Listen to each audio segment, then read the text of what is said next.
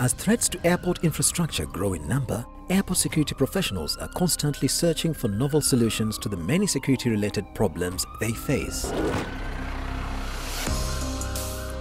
One that seems to cut across different airports globally is how to deter and expose those who may have some kind of criminal intent while reassuring ordinary users. The fact that these two broad groups occupy the same physical and social space at the same time and may be physically indistinguishable from one another compounds the challenge.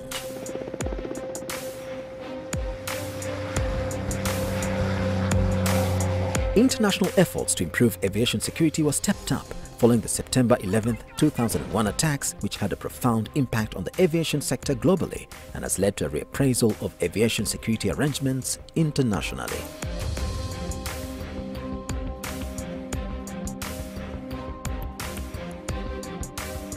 In recent times, the United Nations has significantly increased its aviation activities, especially in the field of peacekeeping operations and humanitarian support around the globe. In Somalia, we move over 22,000 troops every year. We also move passengers and cargo. Last year alone, we moved over 63,000 passengers within Somalia and Kenya, and this was an increase of over 46% from the year before. We moved over 25,000 tons of cargo, and our cargo mainly comprises of rations for our troops. We also move defense stores, we move fuel and other general cargo. We also handle special flights like Medivac flights and Kazevac flights within Somalia, and these are flights that require special handling because of the life-saving nature. The United Nations Support Office in Somalia, UNSOS, is the only field support operation of its kind in the world. We are also the only UN mission using civilian helicopters in high-risk combat environments.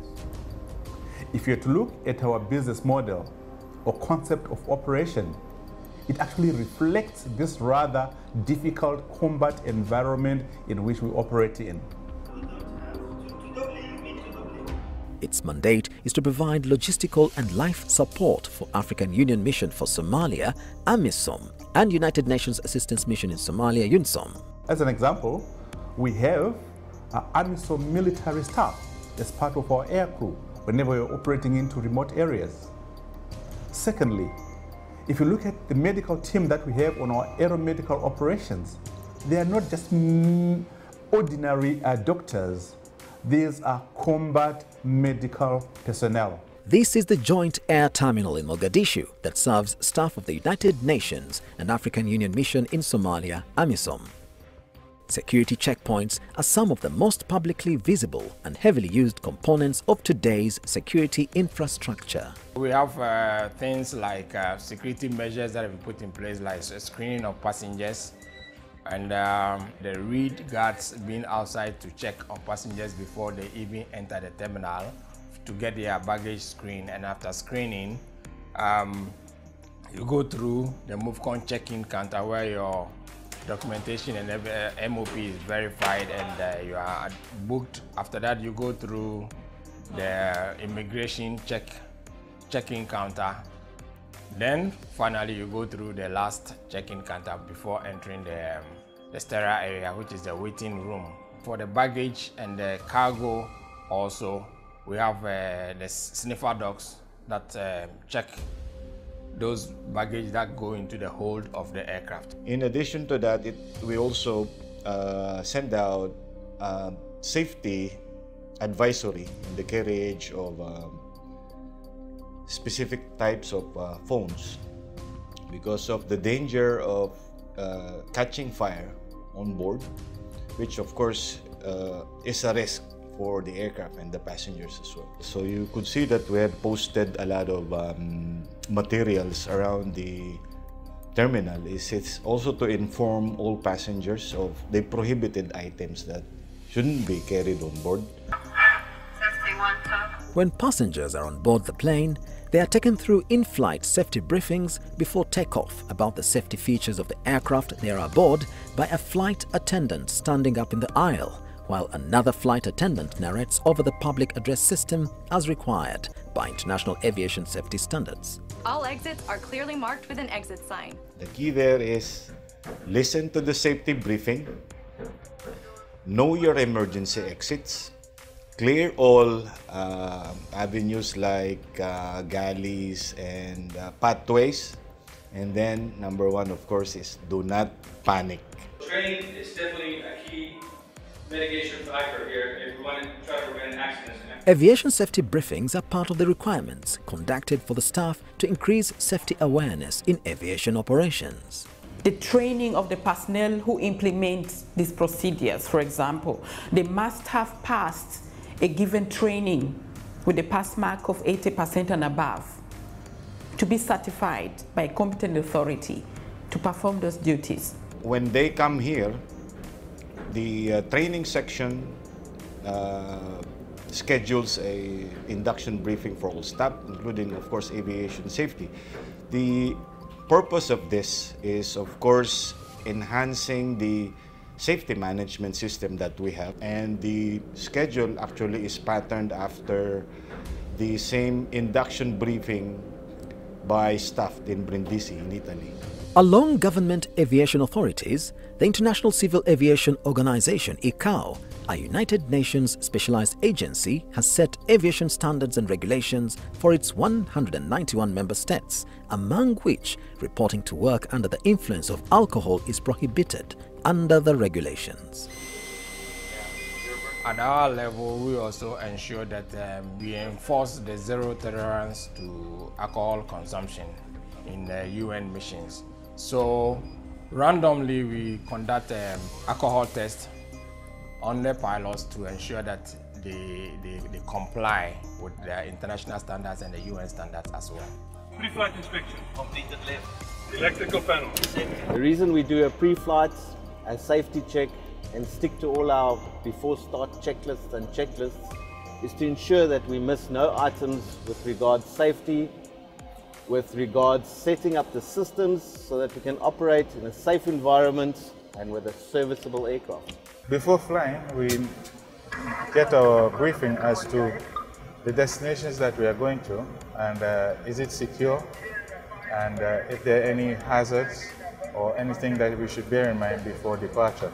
In the briefing, we have been advised that visibility has been reduced to 9 kilometers, and that is due to blowing sand or blowing dust. And in Baidoa, security forces are on ground. They have been alerted as to our arrival and they're waiting for us. In the aviation industry, safety is of utmost importance and is the first commandment both in the air and on the ground.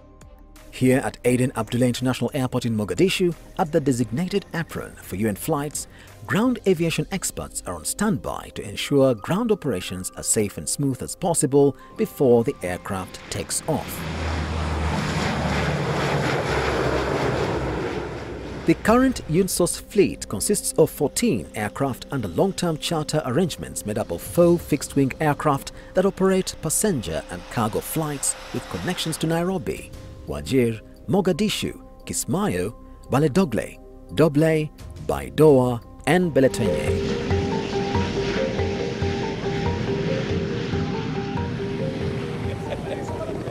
We fly to 115 places around Somalia and Kenya, and each place has to have a minimum safety and security requirements. We've got a number of UN civilian staff and AMISOM military contingents operating in a combat and quite hazardous environment with a very high prevalence of combat engagements, or there could be some traffic accidents or any other natural medical emergencies which may actually happen either by day or by night. These situations may result in serious traumas which may necessitate urgent casualty evacuation of patients from the scene of accident to the nearest medical facility.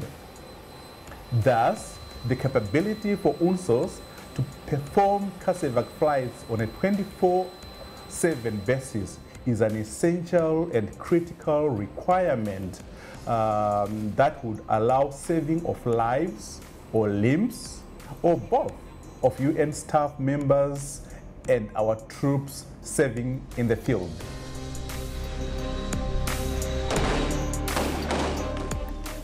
The Kenya Defence Force has deployed 3 combat helicopters in Somalia to overcome the hindrances they have been encountering in the fight against the militants.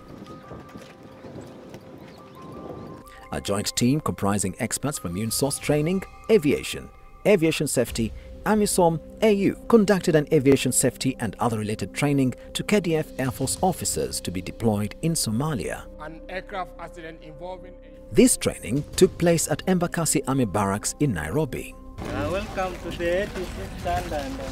These officers were taken through different international aviation safety standards they will be following during their operations in Somalia. Transponder. The team broke up in 2 groups and inspected all the 3 helicopters as per the checklist they were following under the guidance of Lieutenant Colonel David B., the commanding officer. Why is the logo different?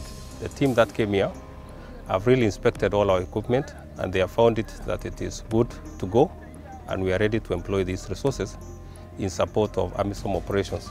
We have a pre-deployment training that was conducted way back before we came here, and all our personnel are aware and they are ready to undertake all the missions, taking into considerations the ROEs that are in place. Surface transport in Somalia is a challenge due to insecurity and the deplorable state of the road network due to decades of neglect. In this regard, air transport remains a lifeline to support AMISOM, UNSOM and any other humanitarian personnel in executing their mandates. Hence, the need for robust aviation safety program and aviation security plan to mitigate any threats.